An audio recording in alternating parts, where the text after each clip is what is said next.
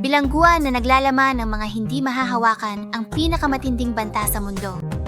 5 bilanggo ang bumangon upang labanan ang banal na batas at hamunin ang hustisya sa isang paligsahan ng pangkat na kilala bilang Oliventists. Ang mga bilanggo ay lumalaban upang makamit ang kanilang kalayaan, habang ang hustisya ay lumalaban upang mapanatili silang kulong. Nakuha na ng hustisya ang kanilang unang tagumpay. Paano kaya sila magtatagumpay ngayon?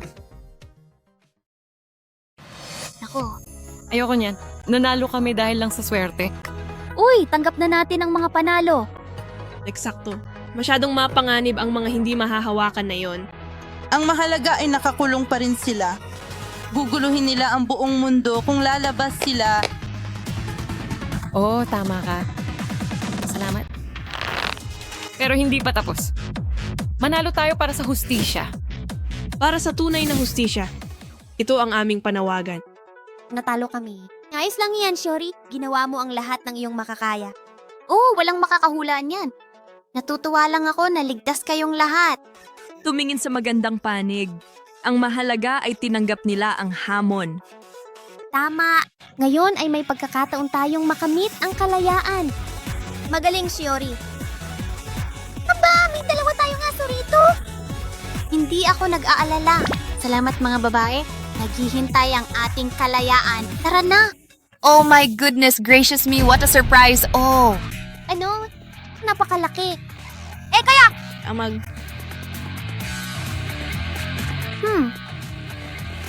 Naku. Napakagandang lugar na nahanap mo para sa amin.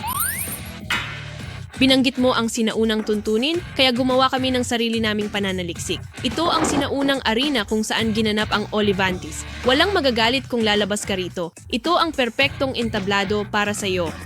Para mawala, hinahamon ka namin sa 100 metrong takbo. Ang ating mananakbo ay si Gigi Marin. Hayaan mo akong, takbo lang sandali kung maaari, please. Hay, ang tanga naman. Walang hihigit sa konseki video. Tara, takbo na tayo.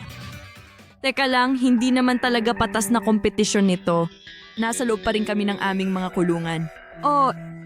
Mahirap tumakbo suot ang mga basahan. Hindi ko rin magamit ang kapangyarihan ko. Naku, kung hindi sana natin suot ang mga pangharang na ito, magagamit natin ang kapangyarihan para talunin ang halimaw na donut nang wala ang tulong mo. May daya ang karerang ito. Puna.